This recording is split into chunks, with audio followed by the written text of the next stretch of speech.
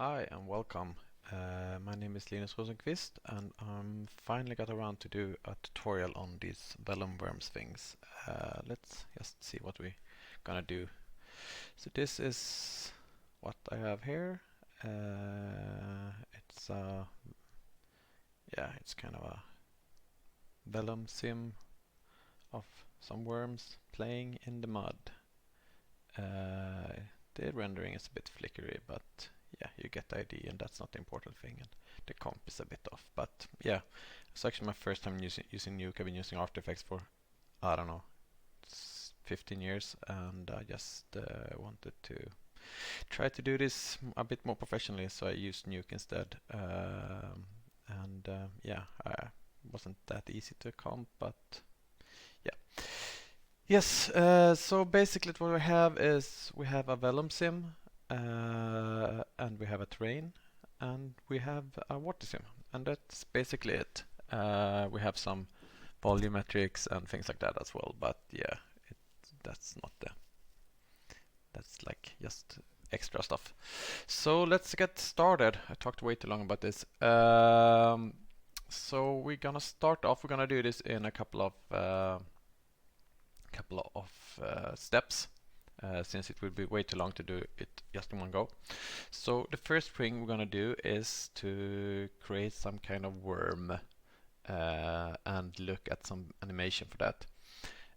The vellum sim will be driven from some we give it a rest position, the worm, and we also give it an animation, and then we compare those two, and that is the force pretty much.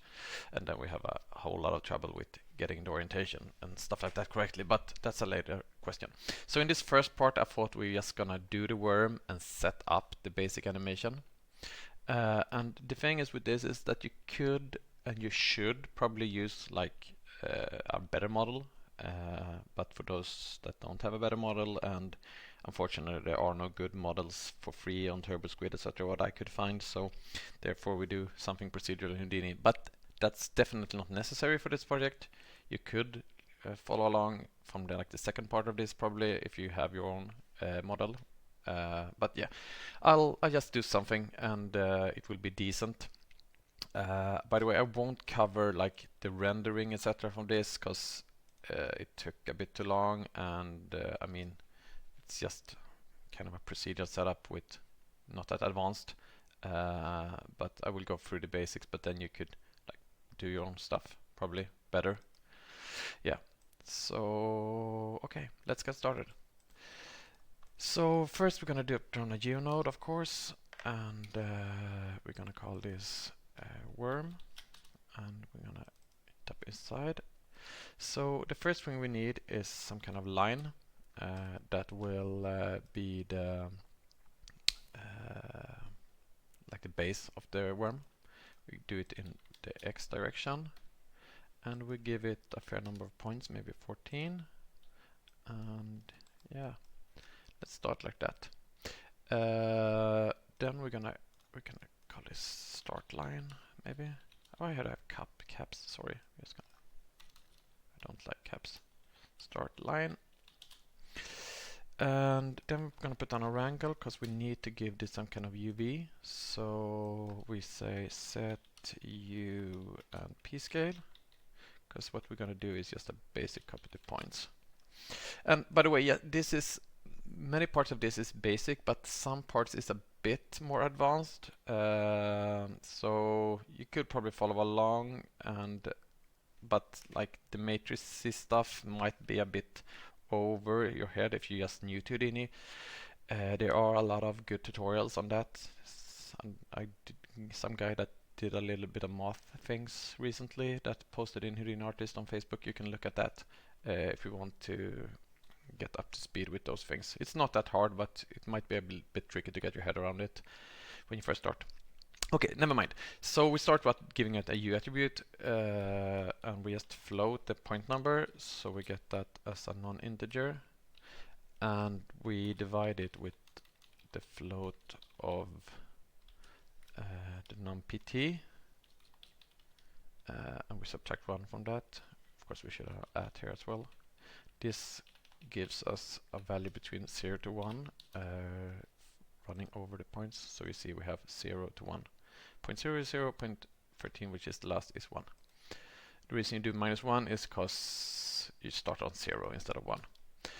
And then we do a p-scale thing. So we initialize that and we do that over a ramp, which we call p-scale. And we use the @u and we just multiply it with a multiplier kind of channel float let's call it like that. And we just set a p-scale multiplier of maybe 0.15, and we can wait with the ramp until we have a copy the points. So now we drop down a sphere. Let's just make it radius 0.7, give it a frequency of 6 maybe, and we do a copy the points. Copy the points. There we go, and we take the sphere and we drop it down here, and we can see we get a big stuff here. And that's because our ramp is kind of off at the moment. So first thing I'm going to do is I'm going to set the interpolation to B-spline. And then I'm going to drag this up so we get a little bit of start. And we do something like this, and we just make it smaller towards the end as well. Okay, so it's way too big. What the fuck's wrong? Something's wrong here. Oh, sorry. I had this primitive. It should be a polygon, of course, and that uniform phase could be 1, and the frequency should be 6, rather. Sorry for that. So we have a little bit of a divide here. I don't think it will matter in the end. I think we could continue with this because we're going to reshape it anyway. Maybe just bring it up a little bit here.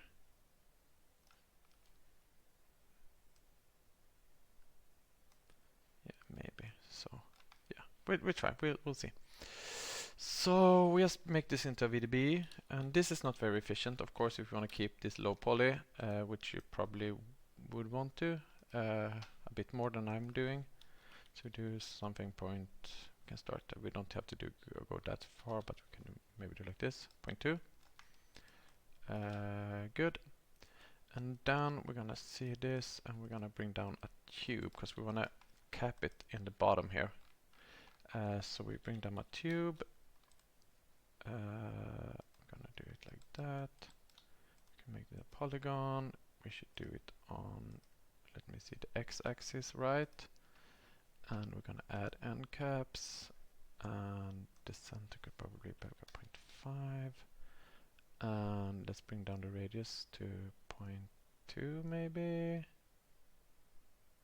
And the height could be a little bit longer just to be sure. And we can do a lot of columns to make this round.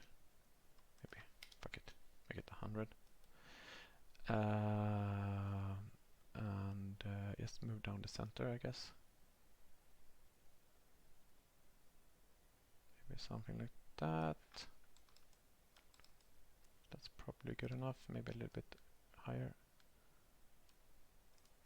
So we may do a VDB combine here. And it's just because I'm lazy and doing this as VDBs. You could of course model this a lot better, but I can't model for shit, so that's not really a solution for me, especially not in Houdini. Oh, we have to make this into a VDB of course as well. The thing is also right now is I did this such a long time ago. Not that long time ago, but I made this a couple of weeks ago, and I really haven't looked at it since then, so I just rendered it during Christmas, and I'm kind of not exact. That's might go a little bit slower because I'm a little bit confused on what I'm doing, kind of. So that's good. We have our base here, our very nice looking worm or lava or whatever it is. So what we also want to do is we want to add some kind of feet to it. I had that on the other one, and I think it's a pretty nice feature. You can see when it upside down. You have 3 feet, which is very, very odd. But I'm going to do 2 here because I don't see any point in having 3. So let's just do 2 feet of it. So what we're going to do then is we're going to take our line again. We're going to maybe, yeah, I guess this is pretty neat. I should sort things out so it's a bit easier to understand and see what we're doing. So we're just going to bring this down, and what we're going to do is we're going to subdivide this line with a value of 1, which gives us the double amount of points, as you can see. And then we're gonna just take out every other point, so we get, because the thing we want here is we have this copied on every point, and what we want is the spaces in between first, because right now it's a bit flat down here, so we want to give it a little bit of insert down here first before we add the feet. So in order to do that, we subdivide the line and then put on our angle again, and we're just going to do a very simple thing. So we say if at pt_num modulus 2, which gives us every other point, so to speak, if that equals to 0, then we remove point.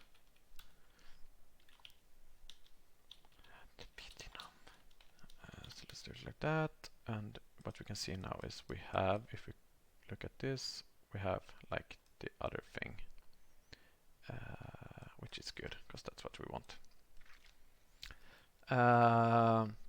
We're just gonna move this down a little bit, maybe something like 0.3 maybe, and then we're gonna take this VDB combined, we're gonna convert it back into polygons, which we get there. We don't want to see the points. And one thing we want to do here is we want to array this on. So we just put an array node, and we take points, we take minimum distance, we take that, and we take a collision geometry, and that gives us something that is where I want it to be. I think, yes, it seems like the points are in the intersections. It's a bit off somewhere, I guess. Maybe I have to move it down a little bit further. Yeah, that's better. Good. And we just gonna drop down a couple of points here. And what we want to do is put down some lines here. So this is the target geometry. And what we also want to do, maybe we should put it, trying to make this neat, but I'm not a very organized person, so it's chaos. We put on a line, and that line could be just maybe we do it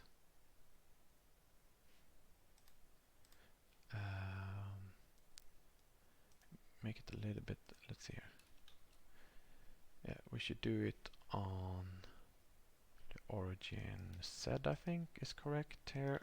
Sorry if I'm a bit slow on this one. And we just want the origin probably a bit, we can make it a little bit longer. I think I did that last time.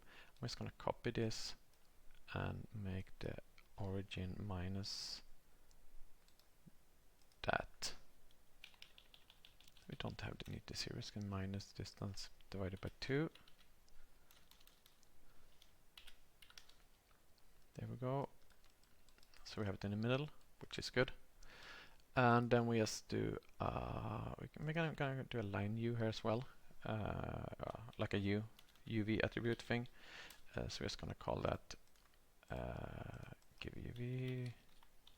Not give U is actually correct word here. So we're just gonna call it line U. I don't know if that's a good number. And we do the same thing as we did before. So we float the pt_num, and we divide that by float num pt. The thing is, I need to add more points as well here, -1. And we also need to give this a lot more points. So we're gonna give it, I don't know, 50 points. Good. And then we're gonna do the copy to points here. Let's see if this works. We do that, and yeah, here we go. We have these points inside that. But the thing is, we also want to ray this one, because now it's not in the same place. So we're just going to drop down. Just going to copy this ray node, drag it down here. Why don't... Okay, there we go. And delete that. And we just put it there, and then we do that. So then we ray it onto this as well, which is what we want. It's not... Maybe it's working. Yeah, it's working, I think. And then we're gonna give these some kind of scale thing. So we put down a wrangle. Oh, maybe we do it like this. We put down a polywire first, so we can see what's going on. Yeah, looks really good. So what we're gonna do is we're gonna do it at a P scale. And we're gonna give it a lot more divisions. We're gonna give it like that many divisions. It looks really good. Yeah. So this is of course very off at the moment. Just gonna put down a null here just to see what's going on. So maybe they are a bit off here. Yeah, I think it's just a matter of size here. So let's put down our wrangle. And we can add p-scale here instead. Y-radius instead of 0.1 we do at p-scale. Scale. It has a p-scale that's way off, of course. So let's just do the p-scale thing instead. So we do p-scale. Can I write? I can't talk and write. Like I said, if you watch any of my other videos, you see that I can't really talk and write at the same time. So we do a p-scale shramp. And we have a p-scale already, so let's use the... Oh, we don't have it. Sorry, I'm just talking nonsense. I can't talk. P-scale. Okay, sorry. And we do... we use the line U that we just created, and then we just multiply it by a multiplier. Channel float multi. Let's do it to that. Hello, p-scale multiplier. Maybe we should be a bit more correct there. P-scale multiplier.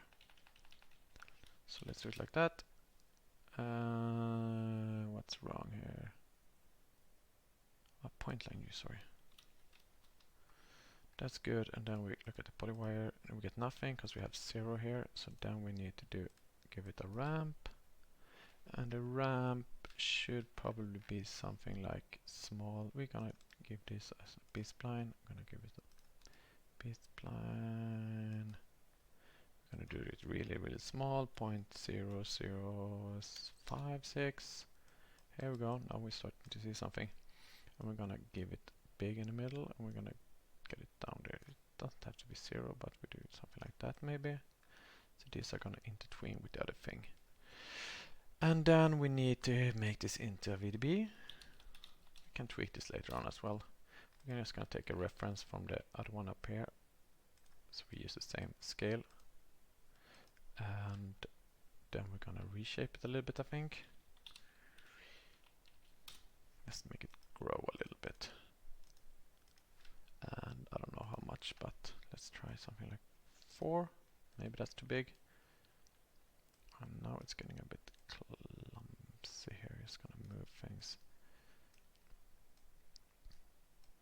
So here is our, there's our like last thing. So here we can do a VDB combine again. Combine. And maybe we should move this whole thing to the side so we can maybe have a downstream thing that looks okay. Sorry. Gonna move this up, I guess. Do something like this, and then we can go down here. I never really understand how to organize a node tree nicely. And then we do STS difference, and we get some cut-ins here, which is good. And then we can smooth it. And you're free to do whatever you want here, because I'm just doing something really quick and dirty just to get something that is okay. So yeah, I think that's good for our little worm dude. Maybe I grew it a bit too much here. And maybe I should just reshape it again, because it looks a bit strange there. Just grow it again. I think that's nice because it gets a little bit like that, and maybe just do the take this down to maybe, or maybe reshape here we can take down to 3, I guess. Something like that. We will add, I mean, these things will a bit, yeah, I think that's good enough. It's not a perfect looking worm, it will never be. That's why you should get your own model. When I did it last time, I did also do a volume VOP in order to give it a little bit of randomness. Just gonna, in order, because I'm lazy, I'm just gonna rename it density, so I don't have to do a bind in the volume VOP. So I renamed the volume density to noise density instead. And then here you can do pretty much whatever you want. You can make a very ambitious thing here, or you can just do as I do and do something that's fast. I mean, here I'm not really, I mean, this won't be like a production ready thing. It will be more to be like, this is a way of doing it. So we drop down a noise, 3D noise. We drop down a static maybe, unified static. And let's just, I'm just gonna give it a little bit of randomness. That's why I'm doing AA noise, so I can take the AA noise and add that to the position in order to get that a little bit of randomness to this noise. And we're just gonna add that to the density. And now it will be way too much and you won't see anything. So first and foremost, we're gonna bring down the final amplitude to something really low. Let's just do like this. Copy parameter, we want the same in all axes. So just paste relative reference, paste relative reference. Bring this down to 0.01 maybe. Nothing happens, so let's bring it up to 0.1. There we go. There starts to happen things. What we want to do is, what we need to do, we could probably, let's just give that as a reference as well to the tube, so we have the same resolution. And let's just bring this up. We don't need this high resolution. Bring it up 0.5 and give it a lot more voxel bands in order to be able to do something within the volume VOP. Because right now it just kills it when it moves outside. So here, let's see what happens if we add a little bit to this. It just shrinks it, which is a bit odd, I guess. Let's see what happens if we bring up the frequency a little bit. Here we go. Here we get something. I don't know if this is interesting or good or whatever, but we should also, of course, play with this. We could add some kind of fractal, hyperterrain. It's a bit soft. It's not as harsh as the FBM. It doesn't really look any difference because I think it's too low res to see it. We could play with the resolution a little bit, maybe bring it up a little bit. This is all up to you. The thing is, like, bring it down to 0.3 maybe. See how that looks. Yeah, I mean, it gets a little bit more interesting when you add some kind of noise to it, but then again the model will be hard. Of course, for the simulation we will remove a lot of the details. We will do a poly reduce of it. So let's see if we bring this one up maybe or down. Bring this thing down.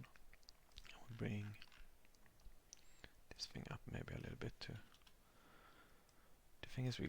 The thing is it looks a bit off here, but we will smooth it and move it, so it might be good to do something that's a bit more chaotic start thing. Let's try it like this. It doesn't really matter. You can, like I said, play and do it more ambitiously if you want to. We're still gonna do a reshape afterwards, so you will lose a lot of details.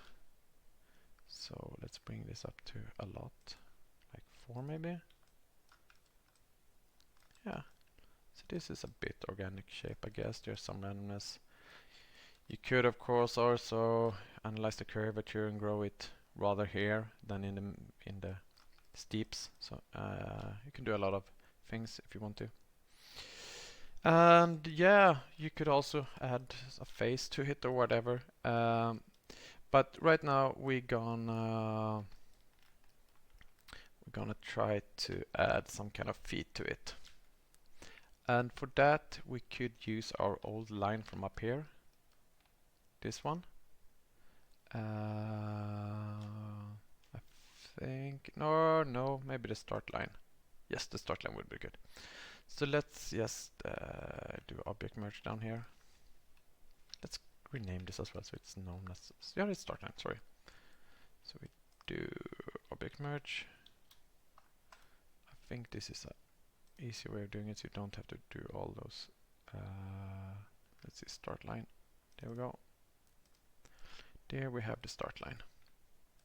And yeah, we need to move this down. So let's do that. Minus 0.1 maybe.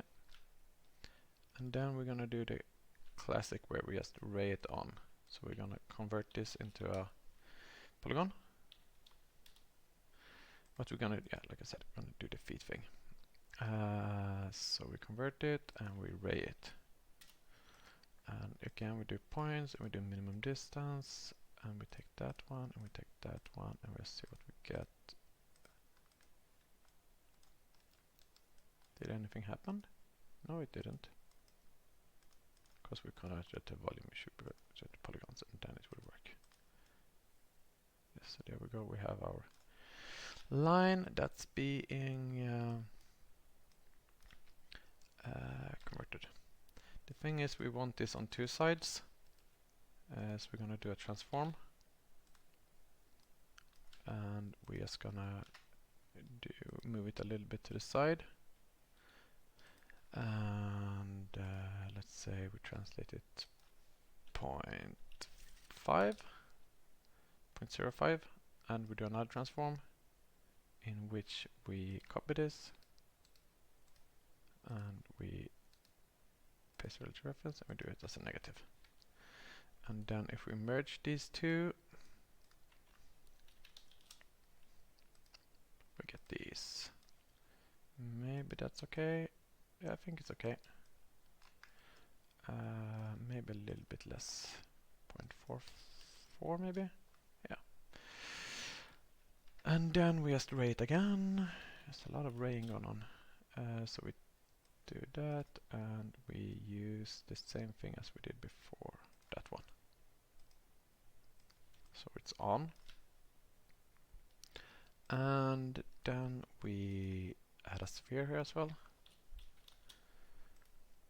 And that sphere could be a bit longer than its high. So let's bring this down to 0.6. We copy that, paste relative reference, and we have this thing here. And we bring it down to something really small. Yeah, that's our feet. And let's just copy the points then. Could also, of course, do this smaller when they're further forward and bigger when they're further back. It looks awful, but yeah, yeah. Let's do it as a polygon mesh, maybe. Doesn't really matter. Yeah, let's do it like that. And yeah, we wanna maybe do a little bit of things with these as well. So we're gonna make them into a VDB polygons.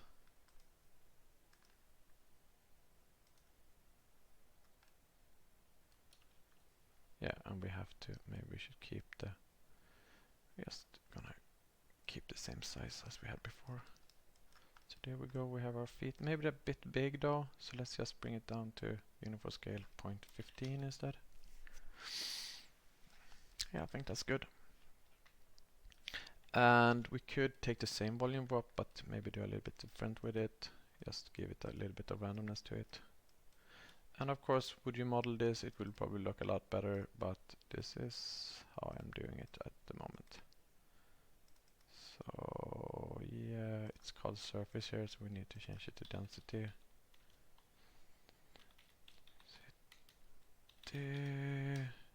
And we need to give it a bit of, maybe something like that. It's hardly seen, you can hardly see what's going on, but yeah, let's try. We see what's going on when we merge it.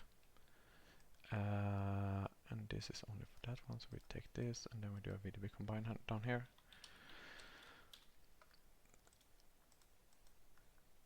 And we do, SDF union. And here we have the small, okay, they're too small now. They're definitely too small. Let's bring it up to what we had. Put this on this side and bring it up to 0.25 instead. I think that's good. They're a bit obvious, but these does, yeah, maybe it's cool. They look a bit off, but who cares? Yeah, this is our worm. Yeah, yeah. Maybe reshape it a little bit and smooth it a little bit. So maybe we take down the reshape here to like 2, and then we're down here. Instead, we do a reshape again.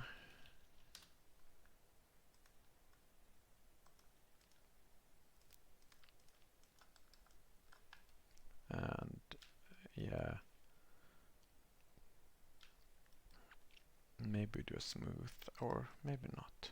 I think it's good enough. They seem to fit in quite good. Good. Then we can do a convert VDB and convert it to polygons. And this will be a high-res mesh. It's 100,000. You could of course do this higher or lower or whatever you want. So yeah, this is it for the first little part, and we will continue with the animation of it. Thank you.